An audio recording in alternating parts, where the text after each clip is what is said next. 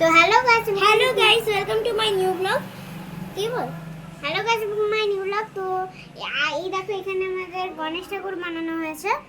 এটাকে ও আজকে বলবে যে কি গণেশ ঠাকুর কেমন ভাবে কালার করে। অনেকে তো জানে না কেমন ভাবে কালার করে, তাই ও বলবে। ঠিক আছে, 3 2 1 স্টার্ট করি। বল। গণেশ ঠাকুরটা রাখা চলছে। তো গণেশ ঠাকুর একটু ভেঙে গেছে, পাটটাতেই ফেলে দিচ্ছি পাটটা। তুমি একটু বাইরে না দাঁড়া, দেখিয়ে দিচ্ছি। দাঁড়া, যদি মোবাইল পড়ে যায় পড়বে না। ভেঙে চুনচার হয়ে যাবে। এই যে এইটা হচ্ছে আমাদের দাদার ঘর। নিজের দাদা না, তাদের দাদা। তো বেশি দেখালাম না, নাহলে পড়ে যাবে। তো বল। তো প্রথমে গণেশ ঠাকুরকে রং করার জন্য মানে সব ঠাকুরকে এই নিয়মটা পালন করতে হয়। গণেশ ঠাকুরটাকে যেন খড়ি মাটি দিয়ে একদম রং করতে হয় ভালোভাবে। না খড়ি মাটি দিয়ে রং করলে ওরা তো কি বলে জানো, লাইট চমক তো আসবে না, তাই খড়ি মাটি দিয়ে রং করতে হয়। আর তারপরে গণেশ ঠাকুরের তোমরা যাই ধুতিতে যা ইচ্ছে করে ইউজ করতে পারো। আমরা তো এখানে মানে ধুতি পরাবো। হ্যাঁ, না ছাঁচেরও বানাতে পারেন, ছাঁচের বলে একটু মেহনত লাগবে। তো এই যে, তো আপনারা ইঁদুরকে ব্ল্যাকও রাখতে পারেন, আবার ব্রাউনও রাখতে পারেন, আপনাদের ইচ্ছে। তো আমি তো এখানে ব্রাউন রাখবো। আর এটা গণেশ ঠাকুরের মোদক, আপনারা গোল লাড্ডুও বানাতে পারবেন, নাহলে এমনিও করতে আমরা পারেন। একটু নতুনত্ব বানালাম মোদক। হ্যাঁ, আর এই যে পুরো নামের হাত, আর তো আপনাদের এই হাতগুলো আছে না, এগুলোকে এই যে সব 4টে পুরো হাত আছে না, এইখানটা এইখানটা এইখানটা এইখানটা পুরো পিঙ্ক হবে। এই যে চোখের এইগুলোকে পুরো হোয়াইট, চোখের মণিগুলো, আর এখানে কালো মণি হবে। আর এই যে চুল আছে, এই যে দেখুন না লাইন আছে না, একটা লাইন। তুই শোন না, নাহলে দেখাতে পারছি। এই দেখেন এইটা। আর আপনাদেরকে একটা কথা বলে দিচ্ছি, পেছন দিকে একদম রং করবেন না, নাহলে রংটা নোংরা ওয়েস্ট হবে। হাতটা সরা, হাত দিয়ে দেখতে পারবে। তাহলে পেছনের নজারা একটু পেছনে কর, তো পুরো ঠাকুরটা দেখতে হবে না, তাই এটা পেছনের নজারা। আর এবার আগের নজারা, সামনের নজারাটা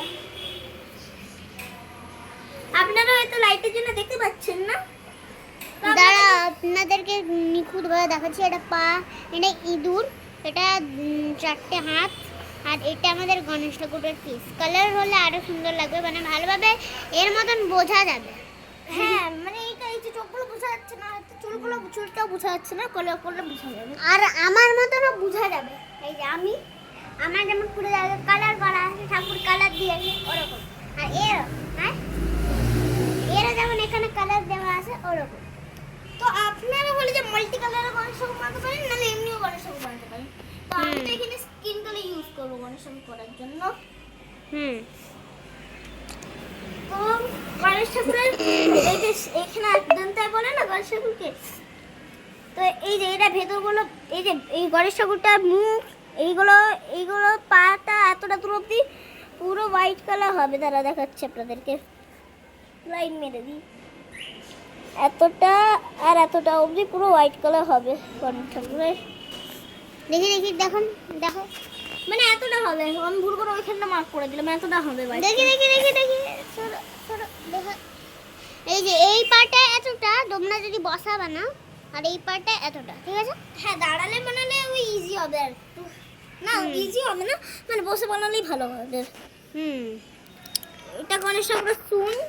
আর দেখো কতটা বড় হয়েছে। একটু শোন না, তুই বারবার মাঝে কেন চলে আসছিস? হ্যাঁ, এই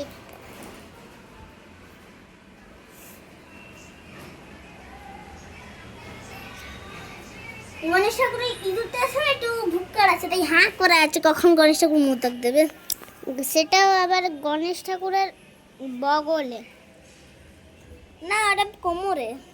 কোমরে। এটা তো আসলে বগল আছে, এই যে এটা পুরো এর বগলটার মতন এরকম দেখ, এখানটা বগল আছে, এই যে গণেশ ঠাকুরের এখানটা বগল আছে। আরে আমি তো পেট দেখাবো।